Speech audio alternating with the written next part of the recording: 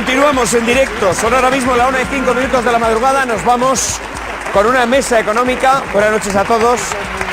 Vamos en primer lugar a presentar quien nos acompaña, quien se incorpora a la mesa, Ana Pardo de Vera, que estaba ya en la mesa anterior. Buenas noches, Carmen Encina. Buenas noches, bienvenido. Elisa Beni, buenas noches. Continúan también con nosotros Francisco Maruenda y Eduardo Inda. José Luis Roch, buenas noches y bienvenido.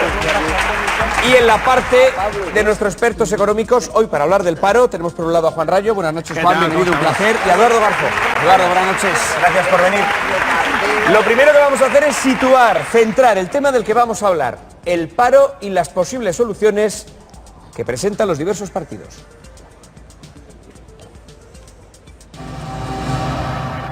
Son algunas de las 354.200 personas que encontraron trabajo en 2015. Pero más de 4 millones siguen apuntadas al paro. El gobierno saca pecho. La tendencia es muy buena, ya hay más personas en la seguridad social y menos personas en el paro que cuando llegamos al gobierno. Y promete mejoras. 2 millones de puestos de trabajo en los próximos 4 años. Aunque los datos de 2015 son positivos, ¿qué hay detrás de estas cifras? Pues esconde una realidad: insuficiencia, precariedad y desprotección.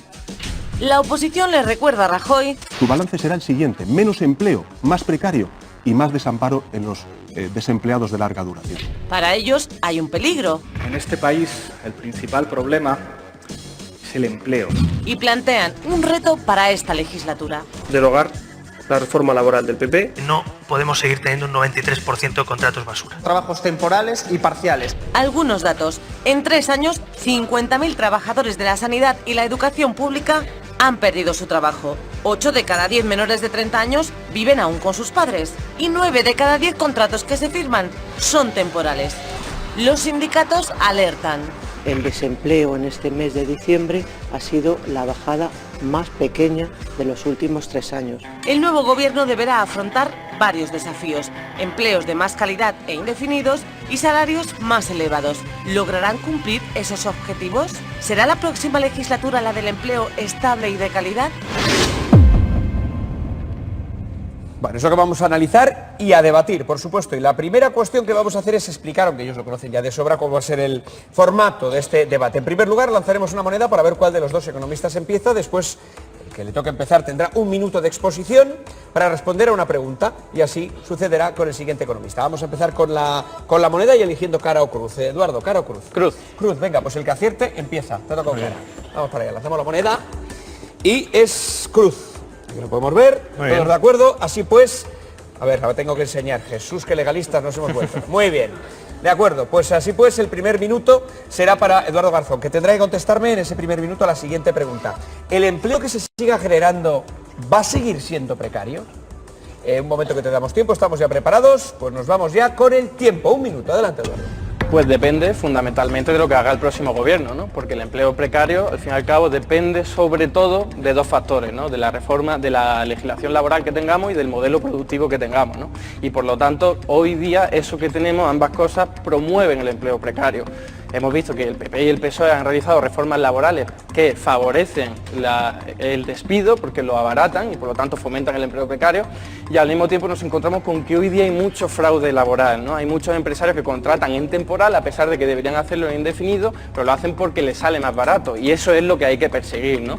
Y al mismo tiempo nos damos cuenta de que todo este empleo precario no ayuda en absoluto a, por supuesto, la economía, a llevar hacia adelante la economía, y lo que debe hacer cualquier gobierno que se preocupe de ello es precisamente abolir las 2 reformas laborales del PP y del PSOE, las que hicieron, abolir también todo este fraude laboral. Lo que tienen que hacer es perseguirlo, y por supuesto deben crear un nuevo estatuto de los trabajadores, y al mismo tiempo que el Estado aplique políticas para que haya un nuevo modelo productivo mucho más orientado hacia el valor añadido, tecnología y conocimiento. Venga, pues ahí está el minuto de Eduardo Garzón. Le voy a hacer la misma pregunta a Juan Rayos, si tendrá que seguir siendo precario, como está en un 93% el empleo que se vaya creando en este país próximamente. También tienes un minuto que empieza a contar a partir de ya. Bueno, lo primero es aclarar que la gran mayoría del empleo existente no es precario. En España hay 15 millones de empleos de trabajadores por cuenta ajena, y de los 15 millones, 11 son con contrato indefinido. Es decir, hay 4 millones de trabajo temporal, aproximadamente el 26% de todos los trabajos existentes. Lo que sucede es que de los nuevos, contratos o de los nuevos puestos de trabajo, sí que es verdad que la mayoría son temporales. En los últimos 2 años se han creado 800.000 nuevos empleos y de ellos 500.000 sí son temporales y 300.000 indefinidos. Por tanto, lo que se está creando, es verdad, es empleo sobre todo temporal. ¿Y cuál es la receta para combatir la temporalidad? Ya lo sabemos, ya existe en Europa. La receta la tiene Dinamarca. Dinamarca tiene 1/3 de la temporalidad de España. En España el 24%, como he dicho, de todos, 24-25% de todos los trabajadores son temporales. En Dinamarca el 8%. ¿Por qué? Porque en Dinamarca hay un mercado laboral libre, un mercado laboral liberalizado. Y eso es lo que necesitamos, efectivamente, abolir las reformas laborales, pero para liberalizar de verdad el mercado laboral. Bueno, no sé si, Eduardo, ¿quieres decir alguna cosita antes de empezar el debate con nuestros tertulianos? Claro. De hecho, lo que quiero decir es que la tasa de temporalidad no depende de la legislación laboral. Vemos que en Cataluña hay un 18% de tasa de temporalidad y en cambio en Andalucía hay de un 38%, y lo que ocurre es que la legislación laboral es lo mismo. Lo importante es el modelo productivo, si de verdad las empresas y el tejido ofrece empleos de calidad, y lo que vemos también es que en otros países uno coge los datos de la OCDE y se da cuenta de que la protección del empleo indefinido es inferior en España que en otro tipo de países con una tasa de temporalidad mucho menor que la de España y con una tasa de paro mucho menor, como países como Alemania, incluso Austria. Pero en Alemania, por ejemplo, la indemnización por despido es de 15 días por año trabajado, en España es de 33 días por año trabajado, el máximo de mensualidades en Alemania son 12, en España son 33, por tanto no es verdad que la protección contra el empleo, contra el despido sea mayor en Alemania. Me sorprende que pongáis como ejemplo... Datos de la OCDE. Me sorprende que pongáis como ejemplo de empleo estable, de empleo de calidad, lo que hasta ahora venía siendo la patria de los minijobs, que es Alemania. Alemania es la patria de los minijobs. Hay muchas cosas en Alemania. Entonces, ¿Alemania es la patria de los minijobs o es el ejemplo en el que mirarse? Para mí, ya digo, Alemania tiene un 13% de temporalidad, Dinamarca un 8%. A mí me gusta mucho más Dinamarca, un 8% y un mercado laboral prácticamente del todo liberalizado. Vayamos hacia ahí. Pero ¿cómo se hace? Reformulando el modelo productivo. No podemos tener un modelo productivo basado en sol y playa de bajo valor añadido. Pero ¿en qué momento histórico España ha tenido una tasa de temporalidad menor del 20%? ¿Con qué sistema laboral, con qué régimen laboral ha tenido menos de un 20% de temporalidad? Que en el País Vasco hay menos tasa de temporalidad, sí, efectivamente, que en Cataluña también. Pues efectivamente, eso depende del modelo pero en productivo. España, lo que habrá que hacer es preocuparse de ello en todo el territorio. A ver, en el año 2005, que fue el año de máximo apogeo de la burbuja inmobiliaria, la temporalidad alcanzó máximos. Por tanto, no es una cuestión de por las reformas laborales. ¿Qué reforma laboral hubo en 2005? Ninguna. La reforma laboral empieza en 2010. Desde 1980 ha habido 52 reformas del Estatuto. O sea, que tenemos que quedarnos con el régimen laboral franquista, básicamente, porque no antes de 1980 las reformas laborales no crean empleo, lo que crea empleo es que haya un tejido productivo sano. Pero una mala legislación laboral sí lo destruye, y aquí se está destruyendo, y se está destruyendo el empleo de calidad por la legislación laboral. Bueno, vamos a abrir todo este debate a la gente a la mesa. Adelante, Elisa. A mí me parece que la cifra que das de precariado, hay una pequeña trampa, porque es verdad que puede ser el trabajo temporal, pero te olvidas del autoempleo y te olvidas de los falsos autónomos. Es decir, yo creo que en realidad el nivel de precariado es mayor del que estás dando. Y luego hay una cosa que parece una verdad de perogrullo, pero que se olvida, es que las reformas de los empresarios no suelen ser las reformas de los trabajadores. Es decir, que todas las reformas que se han hecho hasta ahora, porque vosotros pensáis que facilitando a los empresarios lo que quieren, indirectamente vais a mejorar el empleo y a los trabajadores, realmente no se producen. ¿Por qué? Porque a la vez que estáis dando al empresario los elementos que él quiere para trabajar como él quiere, hemos socavado todo tipo de principio de unión entre los trabajadores para lograr que nunca puedan volver a unirse para pelear por algo. Y entonces tenemos un país en el que los empresarios quieren manos libres para, actuar como ellos creen que deben actuar para obtener máximos beneficios, y por otro lado una desunión y una falta de cualquier tipo de lucha por parte de los trabajadores para mejorar sus condiciones. ¿Tú crees que en Dinamarca, donde el nivel de sindicación del empleo es del 80%, los trabajadores no están unidos? Claro que están unidos, pero la legislación laboral es libre. Van todos en bicicleta, es imposible andar porque hay 200 bicicletas en la calle. Es un país... ¿Y eso qué tiene que ver con la creación de Pues tiene que ver que es un país absolutamente diferente. Es que me hace mucha gracia porque siempre estáis la comparativa, me da igual en política, en economía, está muy bien porque de repente la chistera y me sacas a Dinamarca y de repente para otra cosa que te interese pues sacamos a Canadá, pero en realidad los países son muy diferentes. El problema de España, que Dinamarca es un país muy pequeño, tiene una idiosincrasia económica, una estructura del mercado laboral completamente diferente, etcétera, etcétera. No es un país de sol y playa, es que no tiene nada que ver. Entonces, no debemos mirar experiencias internacionales, hacemos los experimentos con gaseosa. Pero no debemos mirar experiencias internacionales para lo que nos interesa. Lo mismo, en este país no.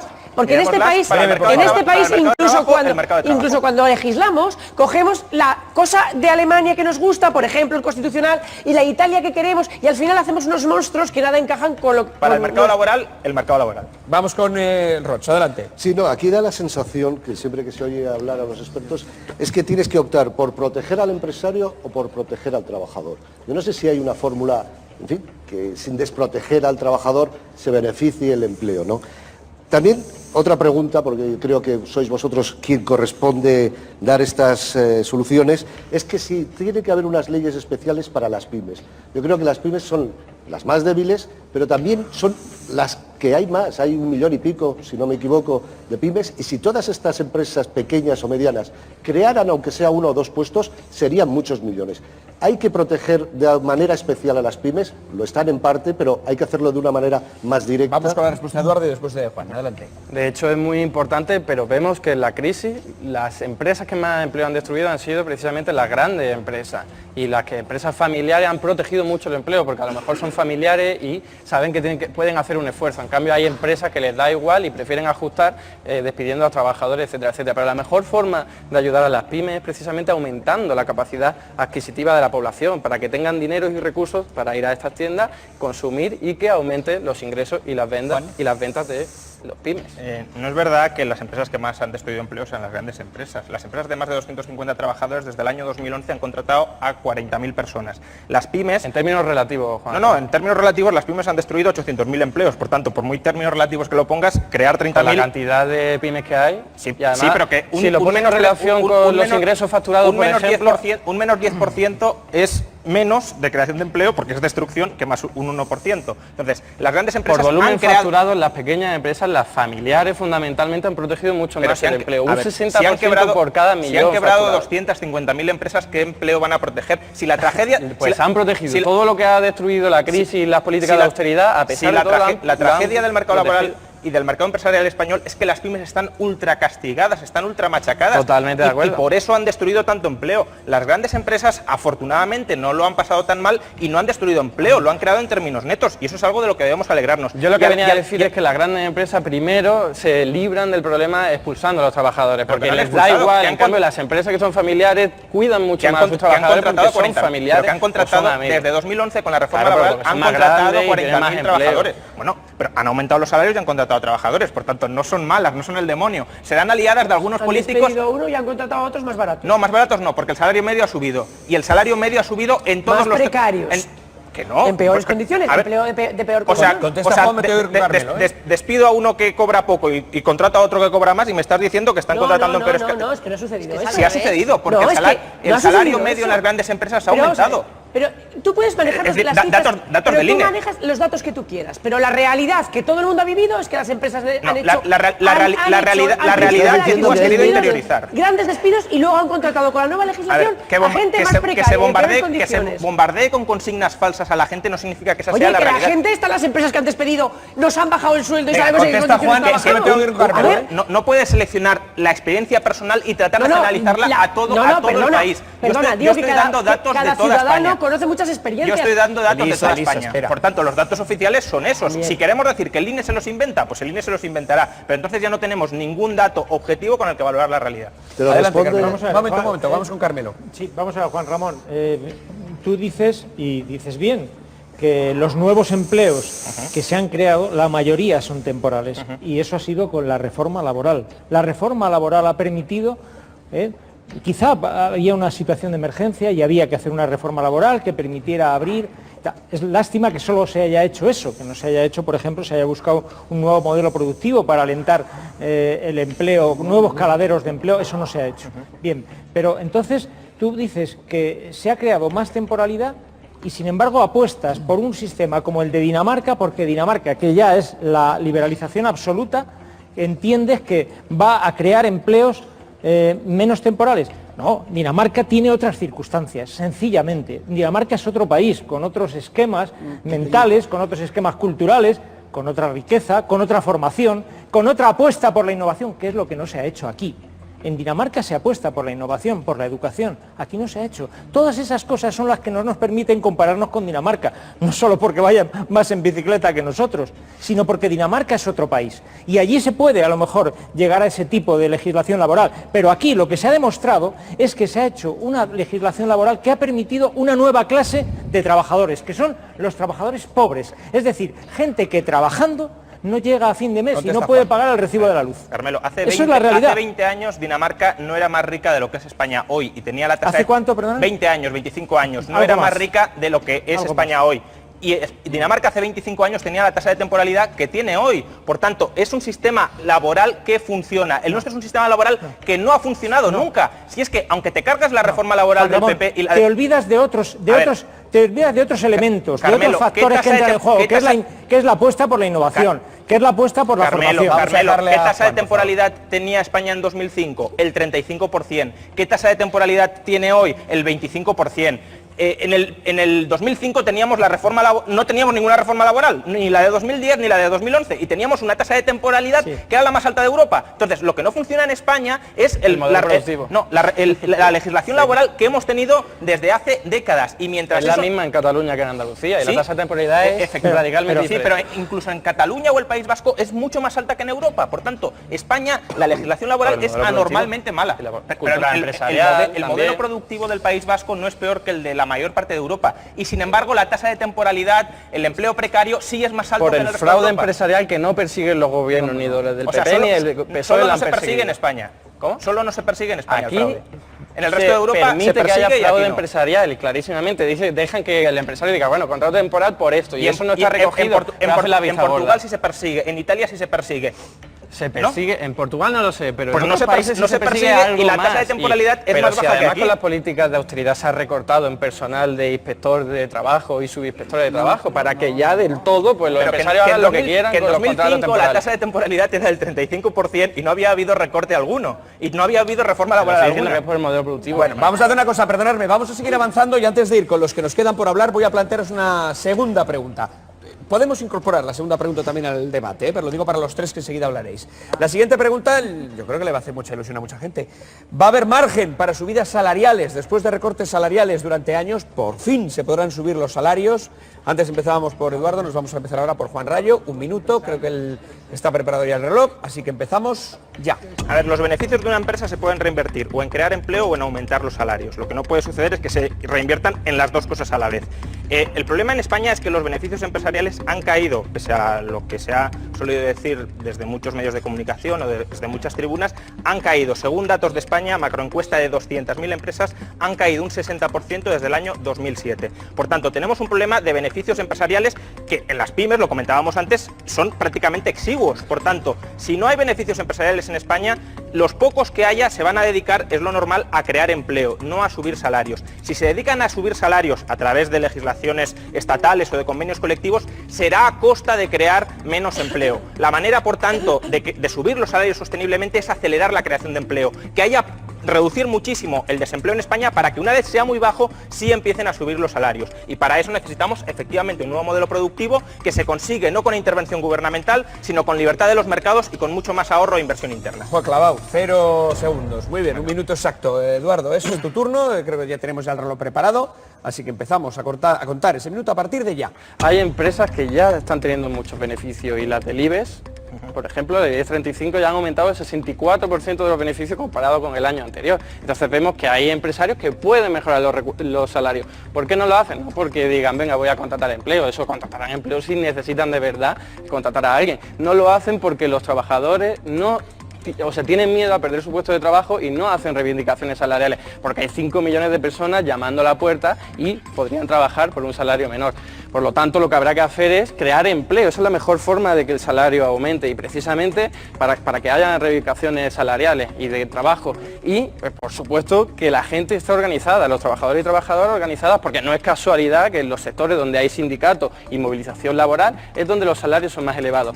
Y luego es verdad que también hay empresas pequeñas, medianas y de de mucho tipo, como autónomos, que tienen problemas para tener beneficios. Pero yo lo decía antes, la mejor forma de que aumente el ingreso y tengan beneficios es aumentar la capacidad adquisitiva de la población. Y eso se hace a través de demanda e inversión pública para que ello ocurra. Venga, perfecto. Pues Juan, ¿alguna matización? Sí, a ver, de nuevo, nos centramos en el IBEX como si fuera la mayor parte de la economía española, y la mayor parte de la economía española, por suerte o por desgracia, son pymes. El IBEX es verdad que ha aumentado sus beneficios, pero también ha aumentado los salarios un 12% con respecto al año 2011 y también mucho menos que los beneficios. Sí, pero también ha contratado a 40.000 personas. Entonces, porque las necesitan, no por caridad. Pero a ver, ¿qué me estás diciendo? Que las empresas del IBEX se están forrando y por sí, por eso hay un dato de Natixi recogido que España tiene los beneficios empresariales más altos de toda la Unión Europea. No, a ver, en el año 2014. A ver, estás contando beneficios empresariales, lo que son otras partidas.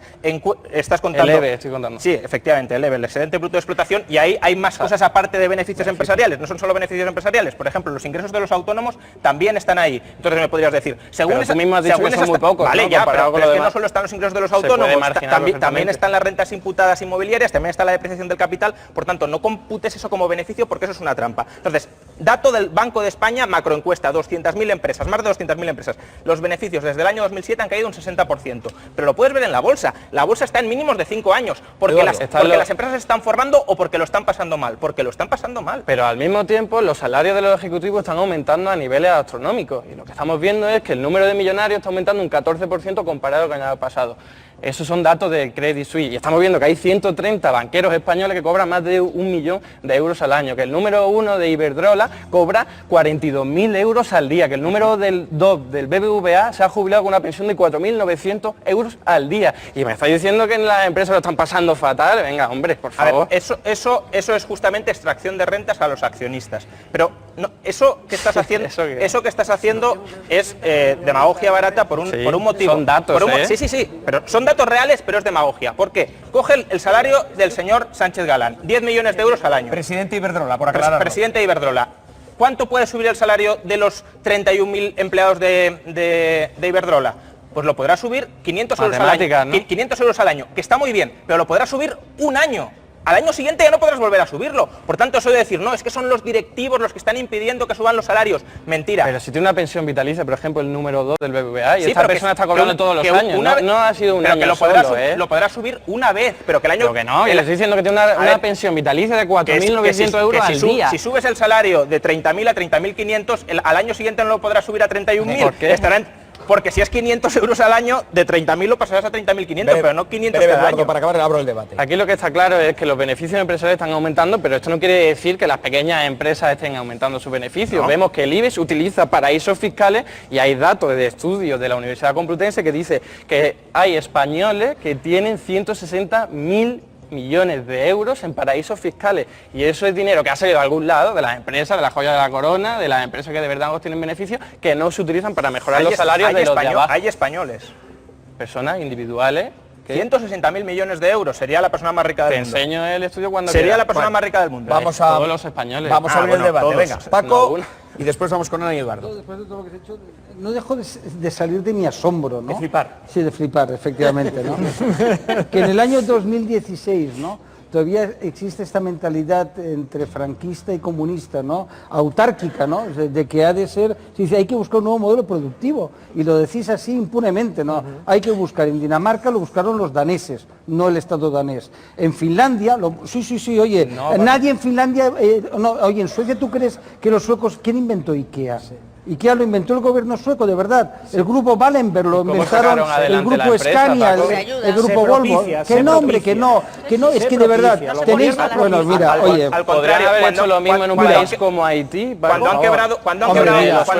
No me lo pongas tan fácil, tenemos un poco de ruido aquí, vamos a ir por... Es que se excitan enseguida, vamos. Entonces, claro, a mí me llama la atención, es decir, tú como tienes esa mentalidad, que no critico, de economía marxista, bueno, pues forma parte de lo que es lógico. Tú crees que el dirigismo económico en el 2016 flipa, ¿eh? No lo creo, eso ocurre en todos los países. Oye, no, Paco, mira, vamos a ver. La intervención pública está siempre detrás. Vamos, de verdad. Yo lo dije una vez en el programa, incluso el iPhone no se entiende sin una investigación pública por parte de los Estados Unidos. Y hay estudios que lo demuestran. Mira, oye, luego te doy la referencia. Si hay alguna cosa clarita, ¿no?, que los países cuanto menos dirigistas más riqueza crean para sus naciones. Entonces estáis empeñados en que sea el Estado. Luego, claro, todo el planteamiento de las pymes. Hombre, yo creo que deberíais de manejar los términos. Es decir, las pymes trabajan para las grandes empresas. A ver si nos enteramos en su mayor parte. Es decir, el Corte Inglés, Mercadona, para ellos trabajan decenas, centenares de miles de pymes. Es decir, tú ves al Corte Inglés, oye, que además te atenderán, son muy amables, y dices, oye, ¿cuántas referencias de empresas tenéis? Y te vas a quedar, si los Open con estos pequeñitos, bueno, digo pequeñitos no despectivamente, tienen 1000 referencias, ¿no? Por tanto, dejad de utilizar ese tópico, ¿no?, de que las grandes empresas son malas, es un señor con sombrero de copa y puro, como si fueran del siglo XIX, no, si los empresarios no pasan muy mal. Te doy la razón en una cosa, las grandes empresas acaban arrastrando muchísimas otras empresas. Por eso tiene sentido que respondan al interés público, porque afectan, lo estamos viendo con los bancos quebraron y ahora todos a pagar el pato. Lo que queremos es que respondan y sean de forma democrática y que no se den indemnizaciones multimillonarias a toda esa gente que se ha forrado en los años de crisis. Eduardo, ya lo intentasteis, montasteis el Comecon, ¿no? Que es que tú sabes muy bien lo que es, ¿no? Se crea un mercado único, todos comunistas pensando como tú piensas. ¿Qué pasó? La quiebra del sistema económico comunista en todos los países. Venga, es que yo no sé cómo podéis defender, si hasta China no era ya yo no que hablaba del eso. Pasado, Paco. No, te lo digo para que la gente que no lo entiendo. A mí me gustaría matizar en eso de que la productividad es por cuenta del sector privado, de decir que bueno, que eso no es verdad. Si no hay un impulso de las políticas estatales, es imposible. En este país lo estamos viendo con los recortes en I+D. Bueno, el teléfono móvil, si no llegase por la I+D militar, no tendríamos teléfono móvil. Hombre, hay que invertir en I+D desde el Estado, no desde las empresas privadas. Dicho lo cual, a mí me gustaría entrar en términos más generales. Y es que este mes, o el mes pasado, ya en funciones, el Gobierno presentó un informe laboral sobre toda la legislatura. Y las cosas nunca quedan claras cuando el Gobierno presenta un informe laboral, porque según ellos somos la locomotora de Europa, se crea más empleo de calidad que nunca. Estas son palabras de la ministra Báñez, entrecomilladas. Se crea más empleo de calidad que nunca. Entonces tenemos una tasa de paro del 21,28% en 2011 y una tasa de paro en 2015 del 21,18% en el tercer trimestre en ambos casos. Pero tenemos una población activa de 400.000 ocupados menos. Entonces la razón la pregunta es, ¿estamos mejor ahora que en 2011 o no? Bueno, porque claro, estamos mejor, pero a pesar del Gobierno, no gracias al Gobierno. ¿Por qué estamos mejor? Pues porque en el año 2011 todavía había muchísimo empleo en la construcción que tenía que destruirse, porque la burbuja todavía no había explotado. Afortunadamente en 2011 explotó y parte de ese empleo que se destruyó desde 2012 y 2013 ya se empieza a recolocar a otros sectores más sostenibles. Pero eso no es gracias al Gobierno, es a pesar de las subidas de impuestos del Gobierno, a pesar de la tímida reforma laboral del Gobierno, a pesar de la incertidumbre régimen que ha generado este Gobierno, abocando incluso, junto con el anterior, a España al borde de la insolvencia, etcétera. ¿Y esos 400.000 ocupados menos? Quiero decir, ¿qué es mejor? ¿La tasa de paro o el número o la población activa? Hay más gente porque la gente se va. O sea, a ver, hay más gente trabajando hoy. La gente deja de apuntarse al paro. Es decir, desde el año 2013 la cantidad de personas ocupadas está creciendo. Ahora, es verdad que se ha ido mucha gente del mercado laboral español porque lo ha tenido complicado. Entonces, en tanto en cuanto el mercado laboral español empiece a ofrecer más oportunidades de empleo, esa gente volverá y habrá todavía más ocupados. Vamos a ver, lo primero que hay que hacer es decir la verdad. Vamos a ver, el 74% de los contratos que hay en estos momentos, lo ha señalado muy bien Rayo, que hay fijados, que hay en estos momentos vigentes, el 74%, 3 de cada 4 es fijo, no temporal. El año pasado pasaron de temporales a indefinidos 500.000 puestos de trabajo en el año 2015. Tercera cuestión, en España hay mucha temporalidad porque este no es un país con mucha industria, este es un país con mucho turismo y lógicamente eso induce a la temporalidad. Cuarta cuestión, lógicamente si un empresario, dueño de una pyme, no dueño de Telefónica, ni el señor Sánchez Galán, tiene que contratar a un trabajador, primero lo tiene de manera temporal para ver si funciona y luego ya si el personaje funciona lo pasa a indefinido como es natural. Quinta cuestión, y breve, por favor. Solo faltaba que el salario del señor Sánchez Galán o de cualquier empresario lo tengas que fijar tú o el Estado, lo tienen que fijar los accionistas. Si la empresa va bien, lógicamente le remunerarán bien y si van mal le dirán a la calle y no le remunerarán. Eduardo. Así de sencillo. Mira, los 3 de cada 4 que son no fijos son indefinidos, porque hoy día según la legislación laboral pueden despedirte como quieran, siempre que paguen, ¿eh? Puede poner la excusa que quiera. Estamos hablando de temporalidad. 3 de cada 4. Te voy a decir por qué, Eduardo, porque eso viene del pasado, no es lo de ahora de cada 10 pero que son, ¿cómo que 9 son que temporales. viene del pasado? Eduardo, cógete el Estatuto de los Trabajadores y mira el artículo 15. Mira el artículo 15, tocayo. Son contratos Lo que dice es que los contratos temporales son excepciones para sustituciones, para exceso de pedidos o para servicios que no tienen duración determinada. 3 de cada 4. 15 millones o 16 millones de contratos de trabajo, 11 fijos. A ver, Eduardo, pero no porque se estén creando Eduardo, espera, que mira, porque se crearon antes y además muchos son, por cierto, del empleo público, algo que, por cierto, se está reventando por parte del Partido Popular, ¿no? Entonces, lo que yo te quería decir es que los empleos temporales que hay hoy día son fraudulentos la inmensa mayoría. ¿Cómo que y son fraudulentos? Con ir, esto lo reconoce todo el mundo, ¿eh? No que es son un secreto, fraudulentos. Sí, porque deberían contratar en indefinido según la legislación y lo hacen en temporal, para ahorrarse unas pelillas. Lo tenemos que dejar aquí porque no tenemos tiempo para más. Juan Rayo, ha sido un placer, como siempre, gracias. muchas gracias. Eduardo Garzón, muchísimas gracias. Ha sido muy interesante.